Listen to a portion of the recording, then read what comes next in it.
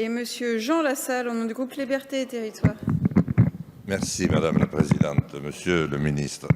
Bon, j'ai démarré un peu rapidement parce que je pensais que nous étions tous au même niveau d'information, c'est-à-dire que moi je voulais rentrer directement dans le fait que les directeurs d'école, pas plus que ses collègues, ne demandent une réforme du statut des directeurs d'école.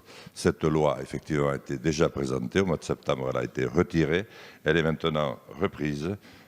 5 syndicats sur 6 la désapprouvent.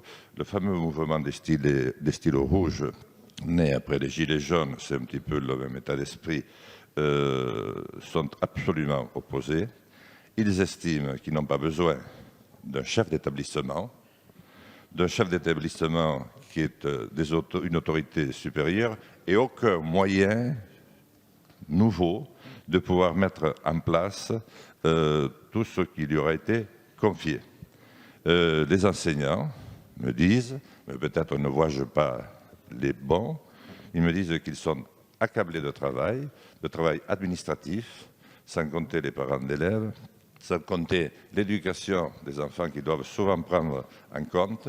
Ils ont besoin d'être plus nombreux, ils ont besoin d'être mieux payés, et surtout s'agissant des regroupements pédagogiques, Monsieur le Ministre, je vous rends grâce du fait que vous ne les fermez plus directement. Mais vous avez peut-être vos inspecteurs qui n'ont pas compris que vous ne vouliez pas les fermer, parce qu'ils sont astucieux. Vous savez, ils enlèvent un poste, essentiellement souvent un poste de maternelle, ce qui fait que lorsque vous avez un regroupement pédagogique à 3 ou 4, comme il n'y a plus de maternelle, ou une maternelle à mi-temps, les mamans vont mettre les enfants dans l'école 25 km plus loin ou alors dans une école privée. Ce qui fait que le regroupement pédagogique est saboté à la base et au bout de 2 ou 3 ans, il ferme. Je vous remercie, Madame. Merci, chers collègues. Merci, chers collègues. La parole est à Monsieur Lassalle, au nom du groupe Liberté et Territoires.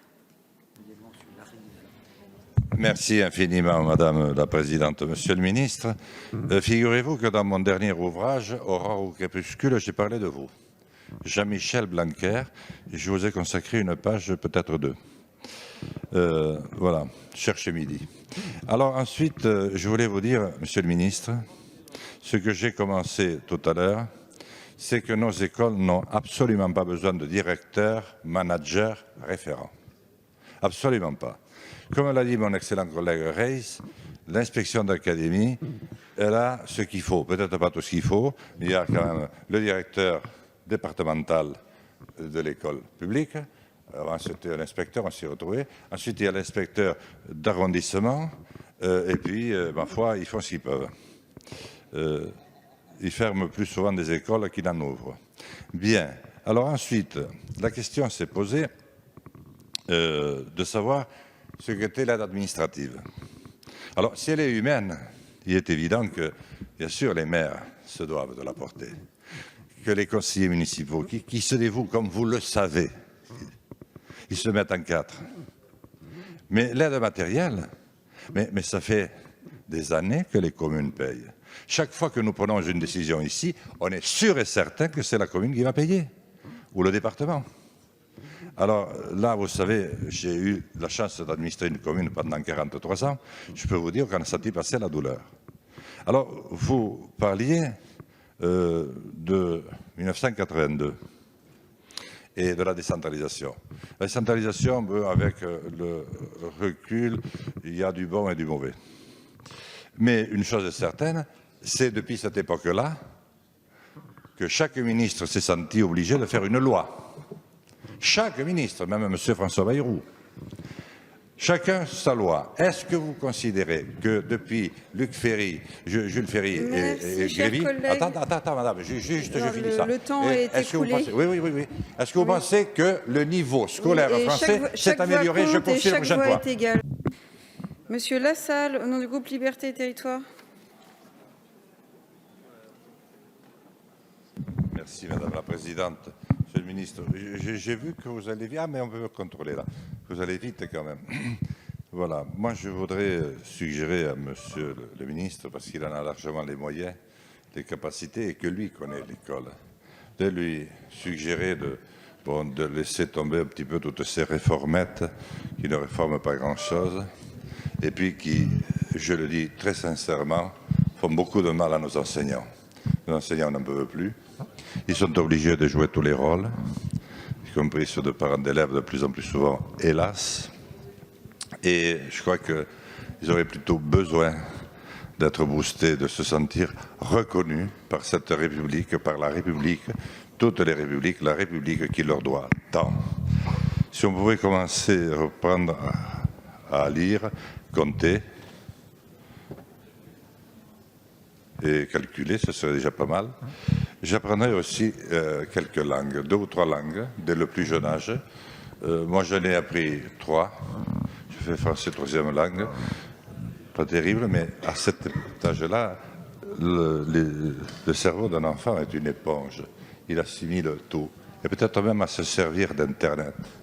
Et si pendant cette époque-là, on mettait en place un comité de suivi qui suivrait l'enfant pendant toute sa scolarité, on se rendrait très vite compte qu'il y a celui qui a la capacité de concentration sur du long terme, c'est peut-être un Gustave Eiffel, celui qui a l'intelligence de la main, et puis il y a celui qui a ce pas ou ce coup de crayon irrésistible. Il y a celui aussi qui est un peu attardé, et ce serait déjà considérable si l'école pouvait refaire ça.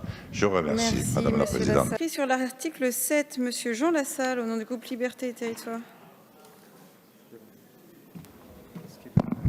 Oui, ce sera mon avant-dernière intervention, Madame la Présidente. Je vous remercie, Monsieur le Ministre.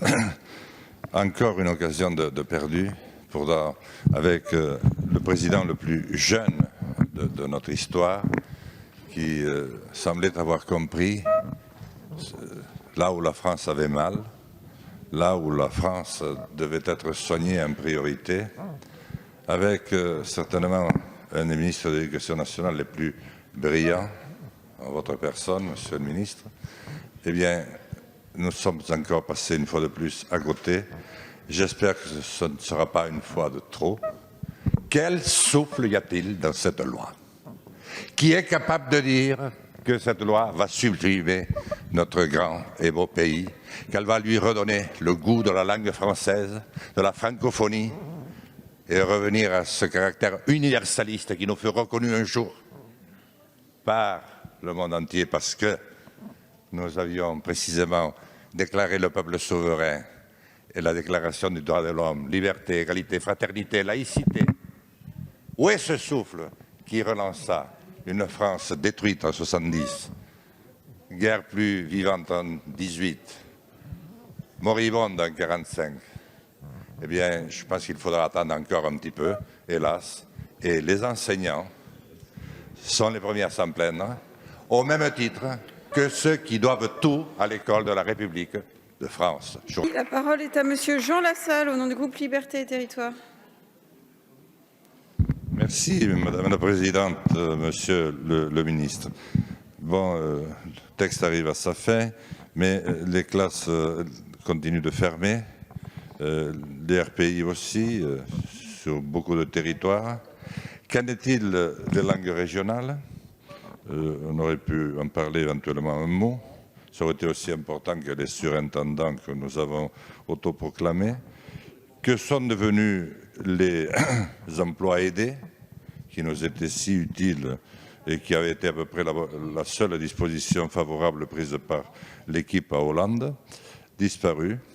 Et surtout, Monsieur le Ministre, où était l'urgence pour voter en catimini, un 24 juin, cette loi qui crée un certain chagrin auprès de nos enseignants pour les prendre de court, ainsi à la sauvette? Est-ce qu'il y avait vraiment le feu au lac? Alors, il n'y a pas de grand souffle, non. Cette discussion a été d'ailleurs, me semble-t-il, très calme, très timorée. Il n'y avait aucun enthousiasme, l'enthousiasme que devrait susciter le fait d'avoir l'honneur de parler de l'instruction publique en France. Donc, le groupe Liberté et Territoire est pluriel. Il y en a qui votent pour, il y en a qui s'abstiennent, certainement. Et moi, je vote résolument contre. Je vous remercie, Madame la Présidente. Merci, chers collègues. Nous serons peut-être le seul groupe avec Monsieur Lassalle nous allons voter résolument contre, pas d'abstention.